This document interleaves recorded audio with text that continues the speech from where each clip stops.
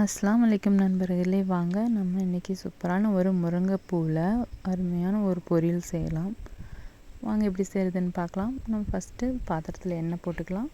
நான் கடுகு 2 ஸ்பூன் போட்டிருக்கேன், கடலைப்பருப்பு 2 ஸ்பூன், கருவேப்பிலை ஒரு கிளை போட்டுக்கலாம். ஒரு 4 பல்லு பூண்டை பொடி பொடியாக நறுக்கிக்கலாம், அதையும் போட்டுக்கலாம்.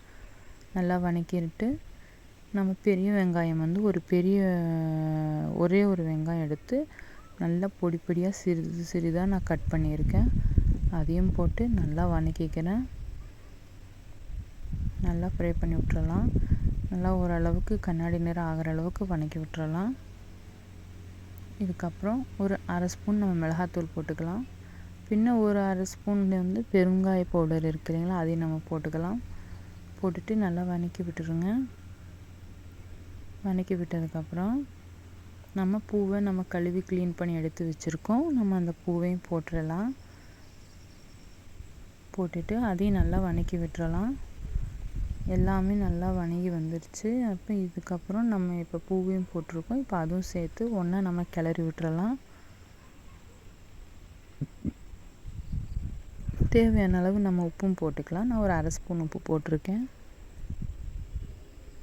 போட்டுட்டு நல்லா கிளறி விட்டுருங்க, நல்லா வணக்கி விடுங்க.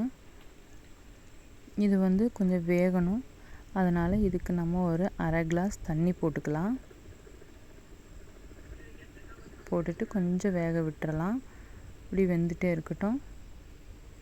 தண்ணி இஞ்சிற அளவுக்கு அது அந்த டைம் கொடுத்தா போதும், அதுக்குள்ளே வெந்துடும்.